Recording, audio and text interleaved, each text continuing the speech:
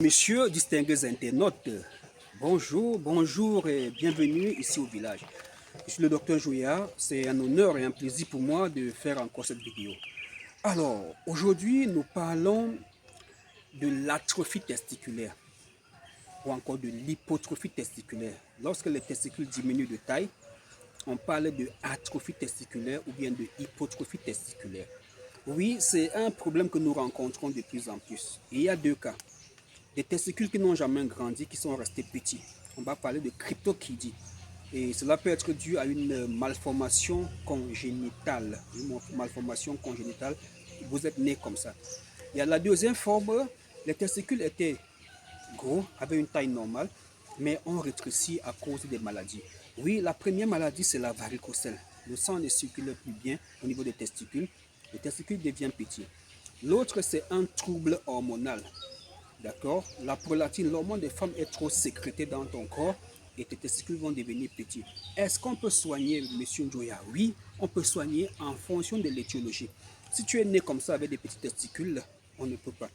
Mais si à un moment donné, tu avais des testicules normaux, mais à cause des soucis des hormones, de la varicocèle, les testicules sont devenus petits, on peut soigner. Et effectivement, si je dis on peut soigner, c'est parce que j'ai là des médicaments que nous avons conçus spécialement contre les problèmes de varicocèle. D'accord, c'est ce remède-là. D'accord, voilà. Nous avons élaboré comme ça. Ne confondez pas avec tout ce qu'on vous donne souvent. Hein. Ça, c'est des recherches que nous avons menées avec des plantes médicinales du village que j'irai vous montrer. Par exemple, notre oignon sauvage qui joue un rôle très important dans l'élaboration de ces médicaments. Donc, ne me dites pas déjà à combien vous vendez un sachet. Non, ce n'est pas avec un sachet que vous allez soigner une hypotrophie testiculaire. Est-ce que vous êtes sérieux quand vous achetez un sachet de remède pour soigner une hypotrophie testiculaire, pour soigner l'azoospermie, pour soigner le chlamydia? Non, ça ne se passe pas comme ça. Il y a des naturopathes, des docteurs qui vendent leurs sachets de remède et en fin de journée ont beaucoup d'argent. Il y a des docteurs qui vous proposent de suivre un traitement sérieux chez eux, comme ce que je fais. Je vous donne un kit complet, je vous suis pendant le traitement. D'accord, là c'est plus sérieux. Nous ne vendons pas les sachets de remèdes, mais nous donnons un prix pour un ensemble de remèdes. D'accord, si vous avez une varicocèle, d'accord, associée à une hydrocèle, à une épididymite, on va donc composer encore différemment, mais mettre toujours dans ce sachet. Alors, mesdames et messieurs, vous doutez? Vous doutez toujours? Alors, allons lire la capture d'écran de ma conversation avec ce monsieur et surtout de lire les conclusions de ses examens, avant et après.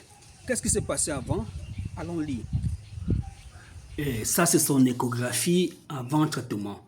On lui parle d'hypotrophie testiculaire bilatérale gauche, 11,4 milli, et droit, 10,7 milli. Petit, au pluriel, petit kyste de la tête des épididymes gauche et droit. Et enfin, varicocèle gauche. Après avoir suivi le traitement, il est allé donc faire un contrôle. On va regarder. Après 3 mois de traitement et 1 mois de repos, il allait faire l'échographie de contrôle. On dit absent d'anomalie décelée sur cet examen, dont on n'a rien vu.